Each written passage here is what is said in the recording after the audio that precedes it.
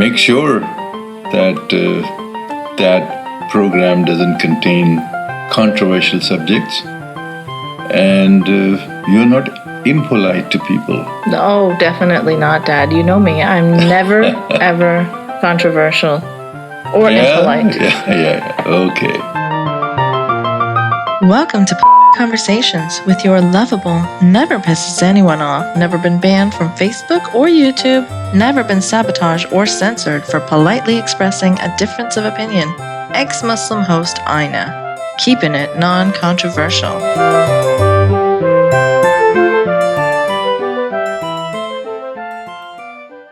In the midst of all this alarming anti-Muslim hate, Muslim banning, mosque burning, I felt I needed a short message to accompany the latest artwork I've posted on my blog, so that people don't misunderstand where I'm coming from or use my work to further hatred.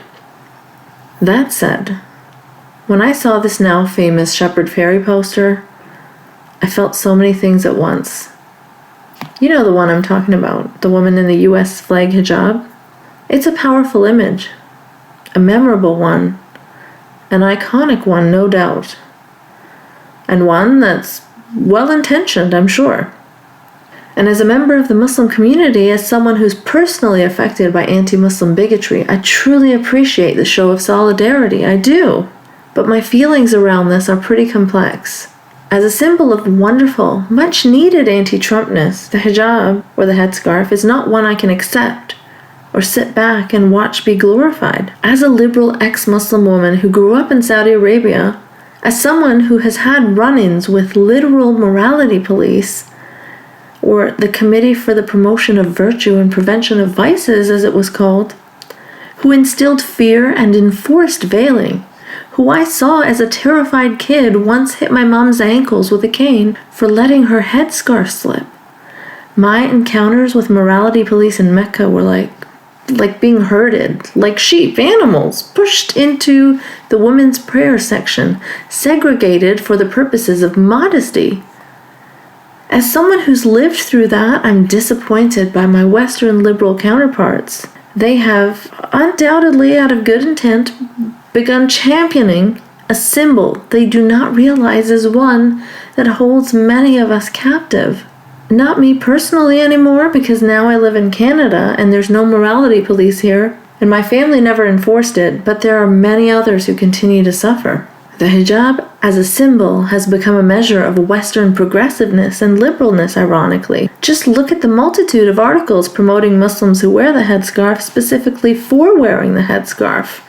Oh, the first hijabi in the Olympics. Meanwhile, no real celebration of non-hijabi Muslim women competing in the Olympics. That's a whole other long rant I can go on, but I've written another article on this, which I'll link in the show notes below.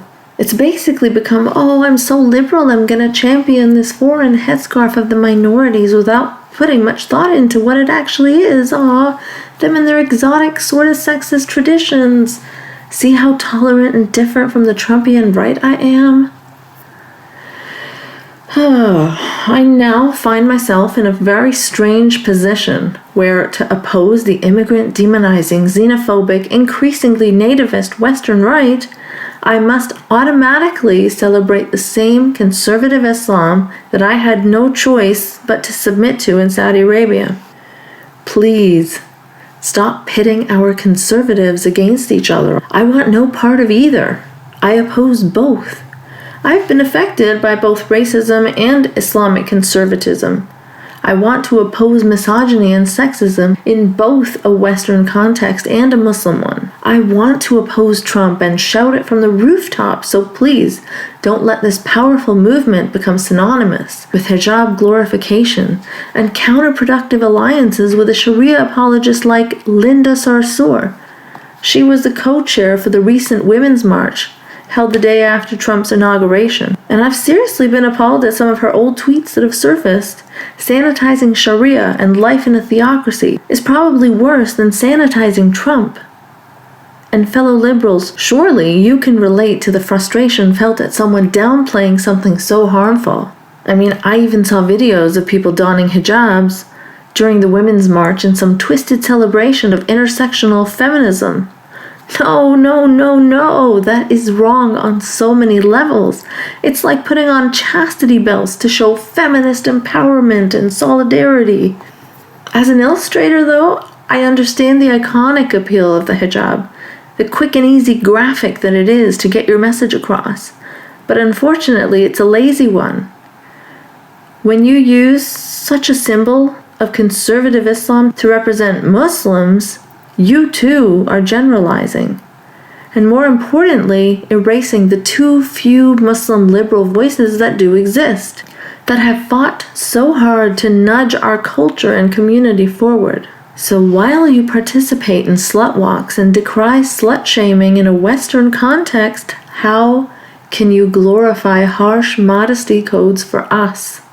I mean, there are little girls, even here in the West, that are given no choice in the matter, but taught to parrot the "it's my choice" line. How can we disregard that struggle? Some of us really don't have the luxury of seeing the hijab as this abstract concept. For us, it's a stark visual reminder of the many ways modesty is enforced upon us. But I understand there are a few confusing, competing things at play here. Number one, Muslims, and specifically hijabis, are being singled out and persecuted. And yes, solidarity is important. Number two, the hijab is something used to oppress majority of women who wear it in the Muslim world.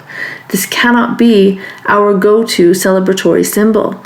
Maybe for artistic visual representations we could use like a crescent and star or something. Something that would be inclusive of all types of Muslims, not just the conservative ones.